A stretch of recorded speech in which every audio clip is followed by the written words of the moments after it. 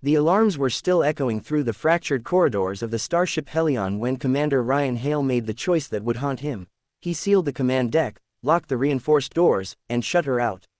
At that moment, between systems failing, oxygen thinning, and the darkness of space pressing like a silent judge, he believed he was protecting the mission.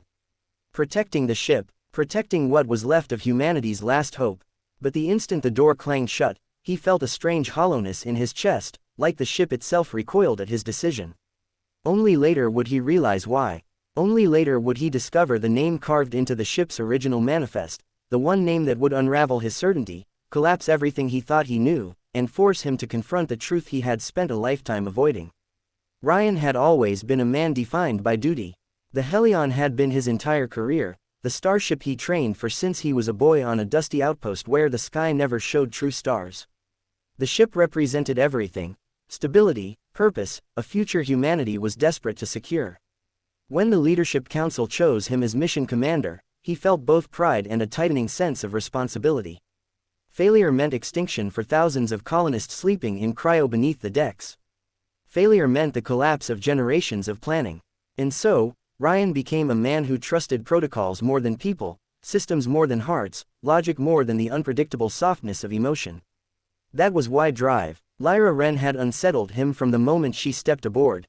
She had an aura that didn't fit among steel corridors and calibrated instruments, a quiet strength, a warmth that radiated even when she tried to mask it beneath professional precision.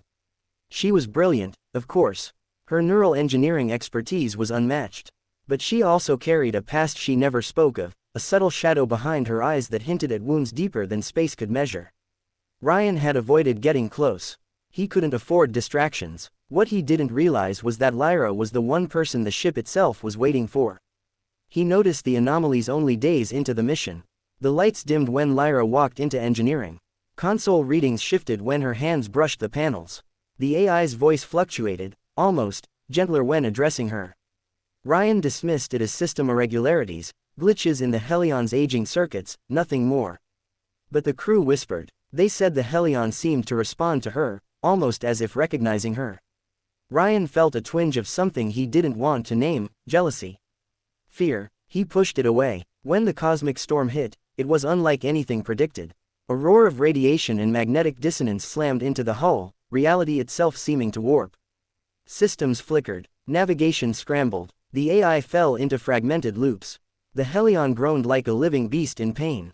In the chaos, Lyra rushed to the neural interface chamber, the only place she believed she could manually stabilize the AI and save the ship.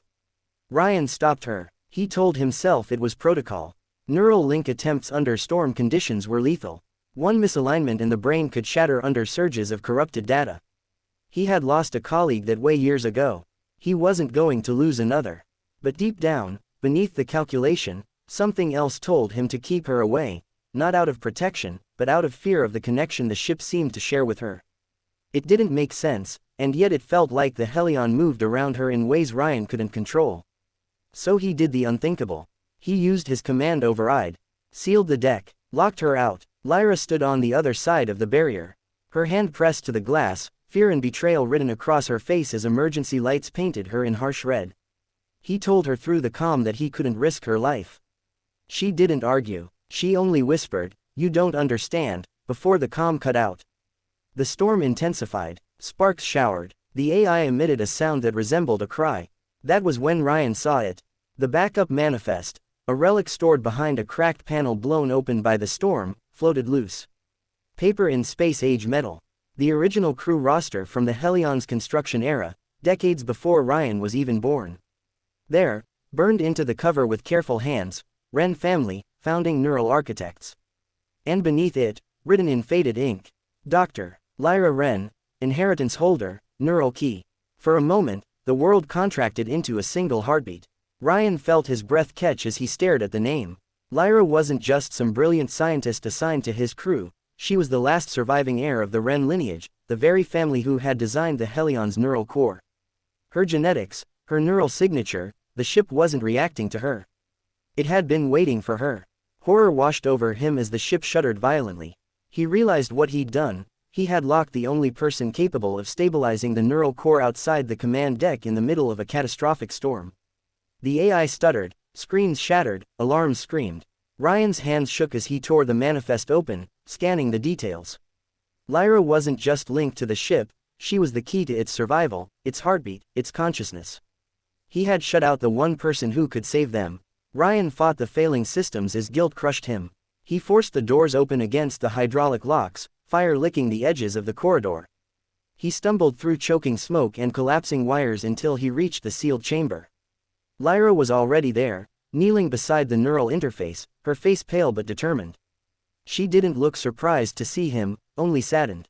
He wanted to apologize, to explain, to say 1,000 things he had never allowed himself to feel, but there was no time.